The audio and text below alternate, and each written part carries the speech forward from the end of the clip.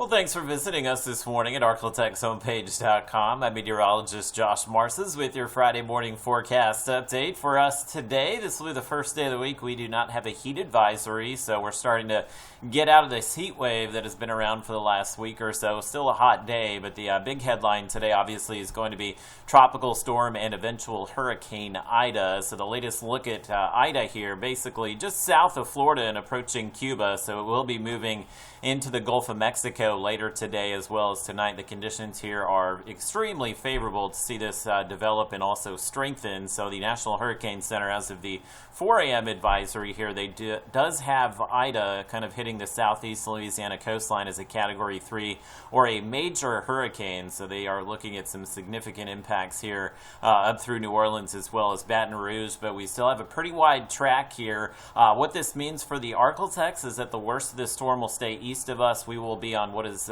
typically the dry side of the storm where we don't see as much wind, and honestly it looks like the impacts on us will be pretty minimal. But keep in mind the cone here just kind of shows where the center of the storm will be. We know the impacts extend far from the center here, so even though you're not in the cone in Oklahoma as well as Texas, we could very well still see some rain from this on Monday. But right now, barring any major shift in the track, the ArkLaTex looks like we are in a position where we're going to see very minimal or very minor impacts from this. So we'll pick things up on Saturday. This would be Ida here out in the Gulf. So we do have some sea breeze type showers and storms in the forecast this weekend, but we do show Ida making landfall here on Sunday. So let's suppose for a second that it did wobble a bit to the west here in the ArkLaTex. We would need to be on high alert for this anytime from, I would say, Sunday afternoon through Monday afternoon. So it looks like that's probably our 24-hour window, even if we did see a little bit of a jog to the west where we would see the worst of the weather. So right now, if you do want to stock up on things and just take those precautions, I'm not going to advise against it,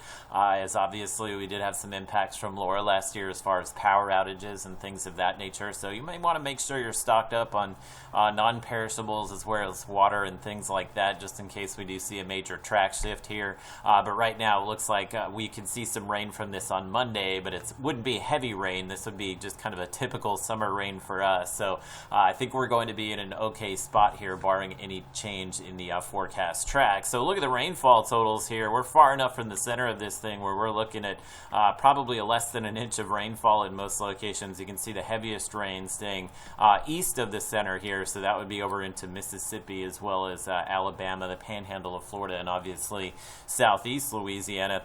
Getting to our forecast today, right now we're expecting highs will wind up in the low to mid 90s this afternoon, so this will be the first day this week we do not have a heat advisory, as your heat index will likely stay right around 100 degrees or so, but we're not talking about anything in the 105 to 110 range, and starting out in the mid 70s, so actually a pretty comfortable morning here.